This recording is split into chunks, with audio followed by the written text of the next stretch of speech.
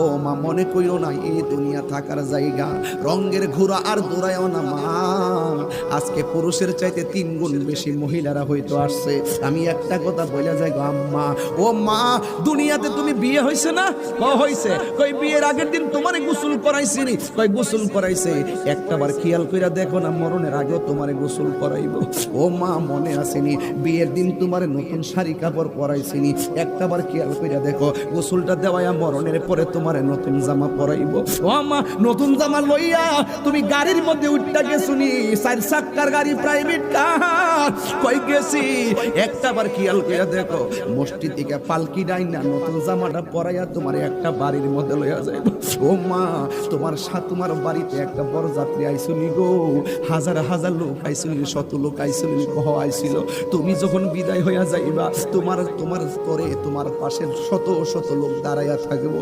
তোমার স্বামীর বাড়িতে নিয়ে ছোট্ট একটা ঘরটার মধ্যে সাজাইয়া তোমারে ঢুকাইয়া দিছিল নি? ফুল টুল লাগাইছিল নি?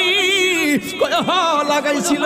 একটাবার দেখো না, ওই কবরটাতে ঢুকাইয়া নতুন বাঁশ দিয়া, পুরান বাঁশ না, নতুন বাঁশ দিয়া তোমারে দিব, নতুন দাড়ি দিয়া তোমারে দিব, এমন সুন্দর কইরা ঘরটা বানাইব।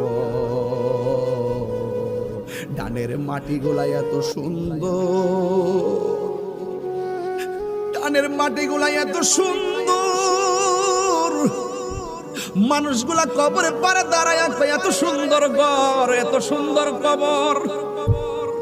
কোন নতুন জিনিস ছাড়া, পুরান কোনো কিছু নাই। ঘন্টার পর ঘন্টা কুদাল্লারা মাটি কাইটা কত সুন্দর করে ঘরটা বানায়। যেই লোকটা আরেকজনের ঘর বানায়, এই লোকটার ঘর আরেকদিন আরেকজনে বানাইব।